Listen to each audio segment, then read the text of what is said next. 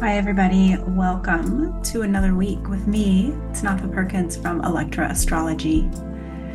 We have gone through the asteroid series for the last 4 weeks.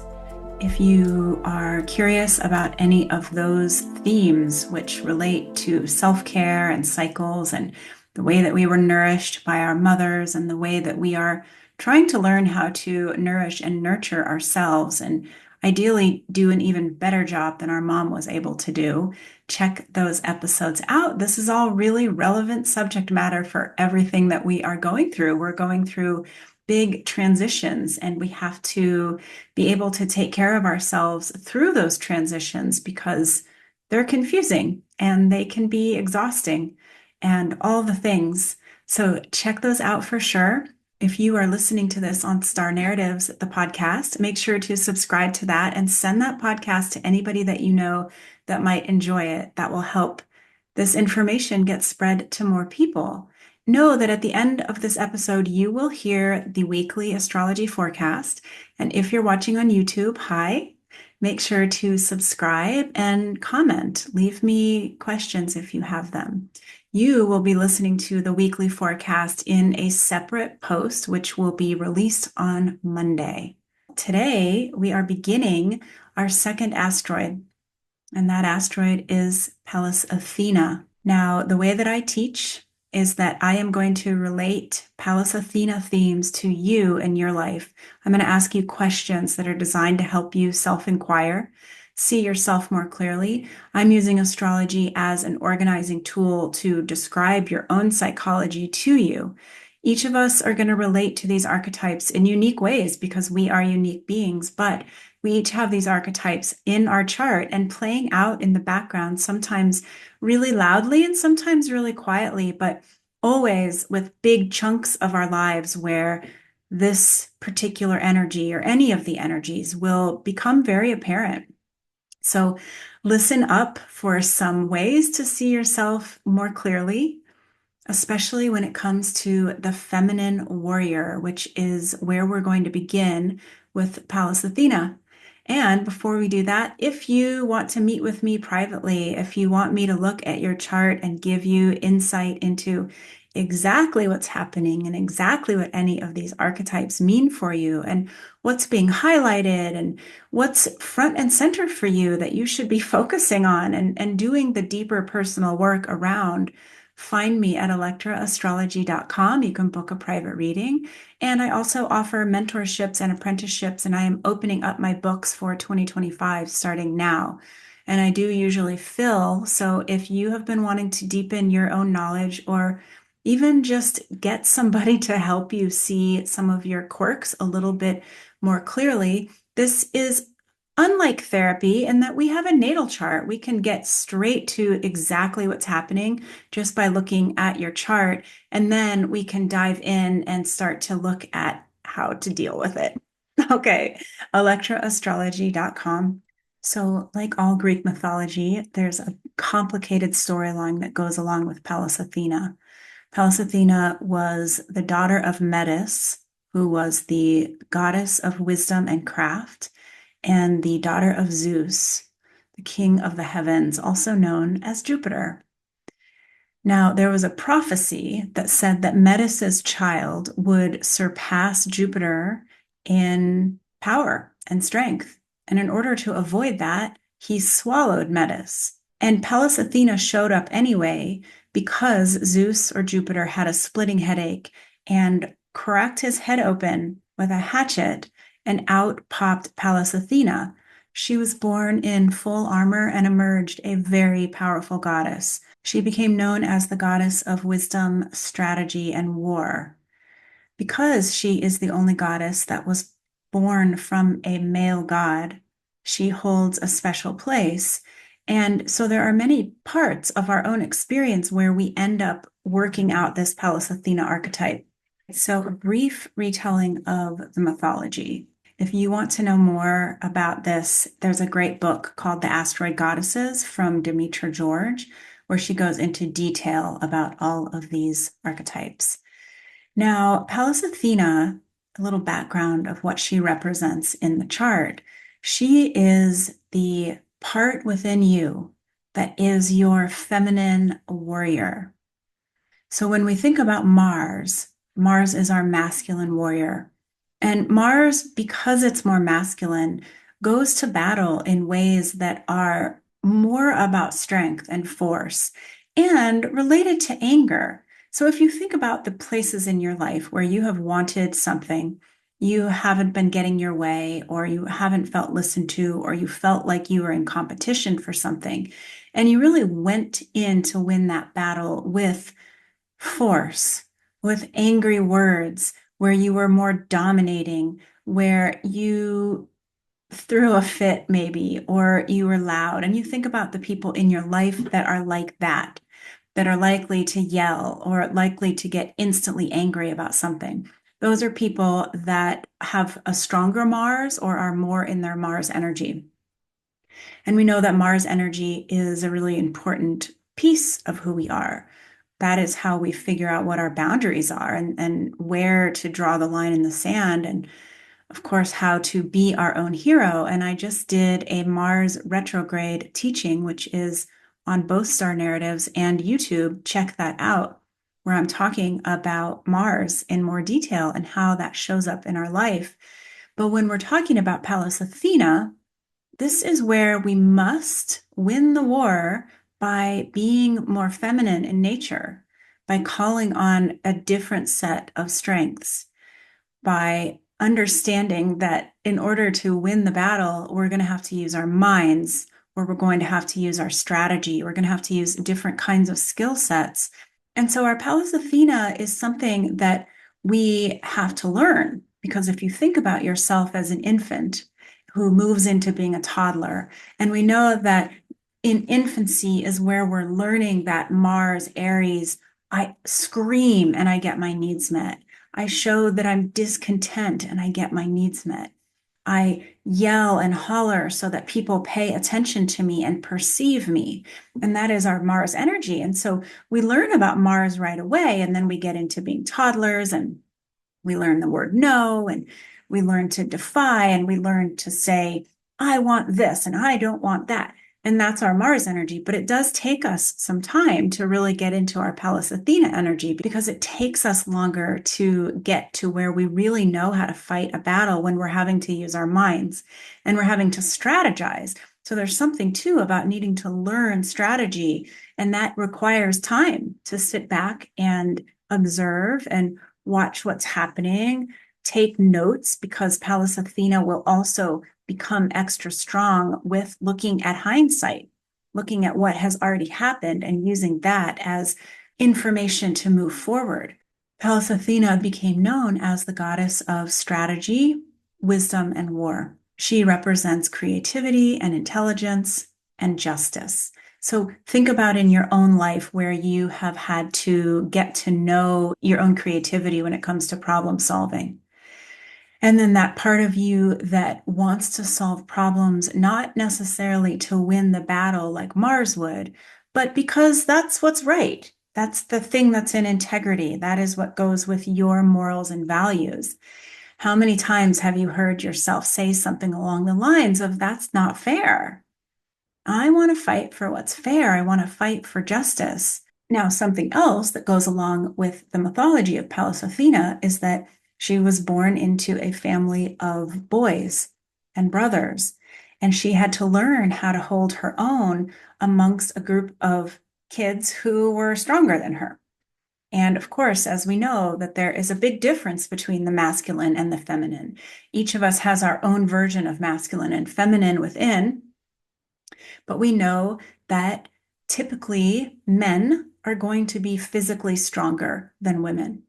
And we know that typically women have the ability to still know what to do to get on top, to win a battle. And that is not coming because of brute strength or large muscles or even a testosterone that makes us faster or stronger, but it comes from being able to sit and watch and understand and then move in with the intelligence. So as I'm talking, know that this is not to say that the masculine is not intelligent. And this is not to say that the feminine cannot grow physically strong. This is just to differentiate that we each have both of these pieces within us, and that it is a gift because it means that we can work with both depending on what the situation calls for. And so Pallas Athena, as you've heard me say, the asteroids in astrology, they're not always as loud or as weighty as the planets are. Although some people will have a very strong natal Pallas Athena, and you can tell that by looking at whether there are personal planets, the sun, the moon, in a conjunction, whether Pallas Athena is on one of the cardinal angles, etc. If you do not have a strong Pallas Athena, you will have Pallas Athena activated in your chart at various times in your life, usually as a planet in the sky is crossing over. And when you have that activation, that is when you will be pushed to use your knowledge and your wisdom and your strategy. You will encounter situations where you're not going to be strong enough. You're not going to have the knowledge. You are going to have to be very intelligent in order to solve the problem. So over the next few weeks, I'm going to be talking more about each of these specifics of Pallas Athena, but I also want to differentiate and say that Pallas Athena is not like Mercury. Mercury is the planet of the mind, and your mind has a way of taking in information and processing it. But Pallas Athena is more strategic than that. Pallas Athena isn't just taking in the information. Pallas Athena in you, your inner Pallas Athena, is taking information and logging it, putting it away for a rainy day, putting it away so that you can understand it better at some point in the future. Pallas Athena is that part of you that is always watching, as we would jokingly call it, the noticer, because Pallas Athena is incredibly intelligent and wants all of the information possible so that she can win the war. She is also represented by the owl. So if you think about the owl and what that means, generally this is the ability to see all sides. The owl can turn its neck all the way around. The owl can also see in the darkness. And the owl is always an indication of wisdom. Owls are beautiful and they will get their prey. The glyph of Pallas Athena looks like both a sword and a shield. This is important because it's signifying that this part of you that says, I will use my insight, my intuition, my intelligence, I will use my strategy, and if I need to defend myself, I will. I have a shield and I have a knife. I would prefer not to be on the defense. I would prefer to handle this with grace, but I can do both. And that's something about Pallas Athena is that as we're cultivating our Pallas Athena, we are really learning how to be internally strong and how to get to a place where we are unflappable, where we have peace, an internal sense of peace. So we talk a lot here about holding your center, even when the rest of the world is swirling around you and feeling very chaotic, which brings me to the olive tree. This was one of the gifts that Pallas Athena brought to the city of Athens, which later named itself after her. The olive representing peace and also representing prosperity, because we come to understand that Pallas Athena in our chart can be one of the routes to prosperity, especially if we are willing to give it time, sit back, do some observing, wait until the right information comes, or at least we've accumulated enough information to know how to move forward, to know how to problem solve. So take a deep breath for a minute and just sense into your heart, into the part of you that you go to when you need to find clarity. When you have a problem and you want to solve it, but you don't want to solve it with anger. You don't want to solve it by yelling or by demanding. You want to solve it by being intelligent, by consulting with people, by tuning into your own body of knowledge. And think about the peace that comes when you are able to calmly solve something. knowing that you did not have to go to battle. There were no casualties in the solving of this issue, in the winning of this war. Nothing but solid strength that came from you. And because of that solid strength, you are respected by others and you have self-respect. Where do you feel that in your body? Those times when you have had to put your feet on the ground and grow roots and square your shoulders, take a deep breath, and just advocate for what it is that you wanted. Where does that part of you live in your body? Pallas Athena is your feminine warrior, but not just that, it's your warrior goddess. And a warrior goddess is more concerned with peace than war. And if you look back over the course of your life at the things that you've been able to accomplish through peace instead of war, it feels very satisfying. And it also puts you in a position where you don't have regrets. And oftentimes, our Mars energy will put us in a place where we have regrets. We feel bad for saying what we said, or we know that we have hurt somebody because we were angry or we exploded. We drew the proverbial blood. But with Pallas Athena, this is where we are standing in our own power, and it is so powerful. We have not just strategy and winning of wars, but we have creativity, we have wisdom. And frankly, it's much more interesting to win wars because of your high intelligence, because you were able to use the magic of your wisdom to get what you wanted. And so we want to honor that part of ourselves. And so over this week, after you've listened to this and this talk is fresh in your mind, think about the places in your life where you were able to create exactly what you wanted using the magic of your own wisdom and creativity.